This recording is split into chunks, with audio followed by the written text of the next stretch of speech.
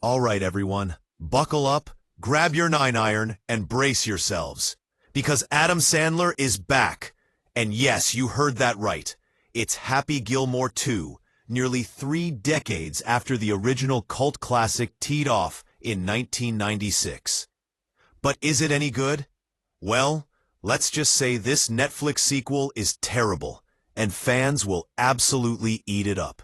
Stick around as we break down everything you need to know about Sandler's big, brash, and bizarre return to the green. And don't forget, if you love movies, celebrities, and wild Hollywood comebacks, make sure to like this video, subscribe to our channel, and drop a comment below on whether you'd watch Happy Gilmore 2 or skip it like a bad putt. So what happens when the angriest golfer in cinema history comes back for another round? The answer? Way too many cameos, endless nostalgia, and some jokes so flat they should be marked as out of bounds. Picture this. It's been 29 years since Happy Gilmore swung his way into comedy legend. In that time, the original movie became a cable TV staple, endlessly replayed on streaming and ingrained in pop culture. So you might think the new sequel wouldn't need to explain the past. But think again.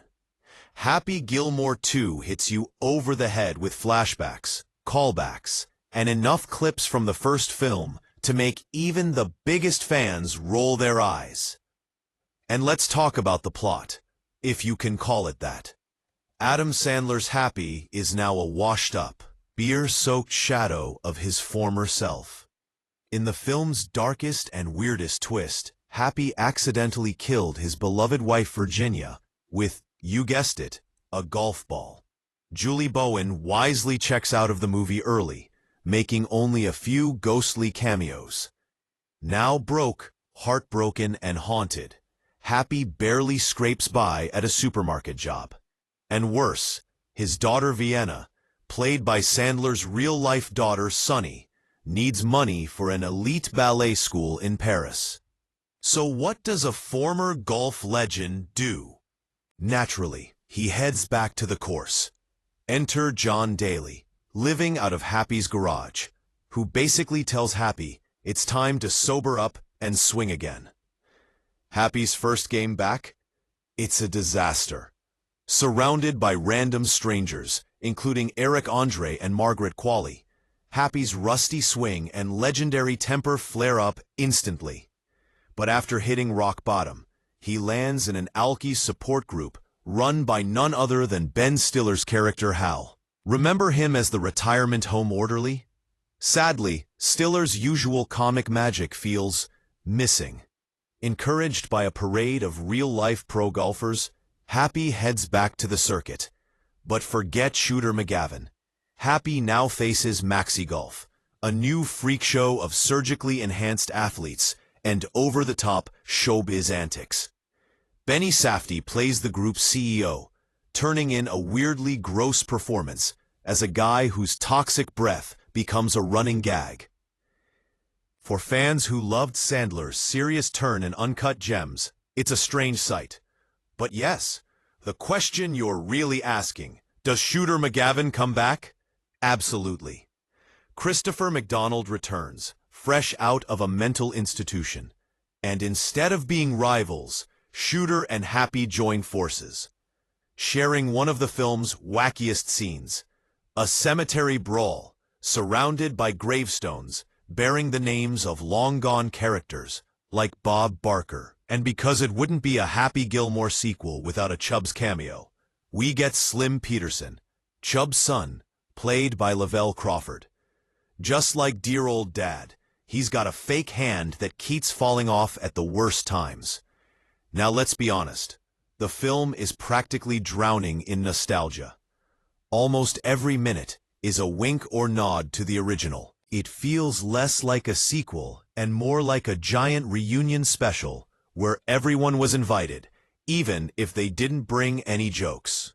Sandler seems to be on autopilot, sleepwalking through scenes in rumpled clothes, looking exactly like someone who, as the movie says, got divorced 4 seconds ago. But there are bright spots.